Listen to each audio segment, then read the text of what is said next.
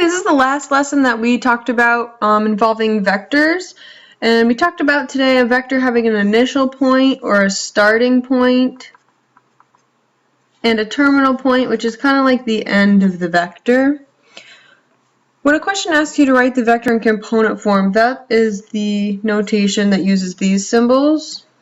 And we know A, or the horizontal movement, goes first, and then B, which is the vertical movement, comes second. So I'm going to draw myself a quick little sketch. You could do this if you want to, but you don't have to. I is somewhere around here, and T is about at this point. And now we know the vector is going from I to T, so our vector looks something like this. Okay, then we're going to look at our horizontal movement. So from -2 to +2, that is positive movement to the right of 4 units. And then down 3, so our vertical movement is -3. So this is how we would write our component form for the vector. And then we want to describe this vector using a magnitude. So magnitude just means how far you're moving. And we know if we're doing this with a ruler, we can kind of just measure it.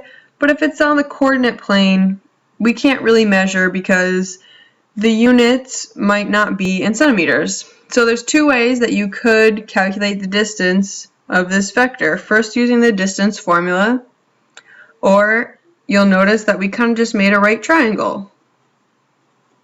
So you could use this right triangle to do the Pythagorean theorem, and that will also tell you the magnitude of this vector. It's kind of up to you which one you want to do. I'm just going to do both, but you only need to do one. So when I plug into my distance formula here, I'm going to get 2 minus -2 squared, and then -1 minus 2 squared,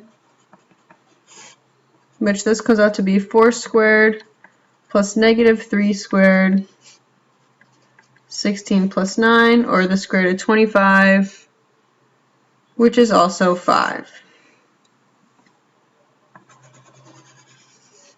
Okay, if you chose to do the Pythagorean theorem rather than the distance formula, you should end up getting the same thing because you're going to plug in 4 squared plus 3 squared equals c squared. Do out all the steps and you will find that you'll get a magnitude of 5 units using both ways.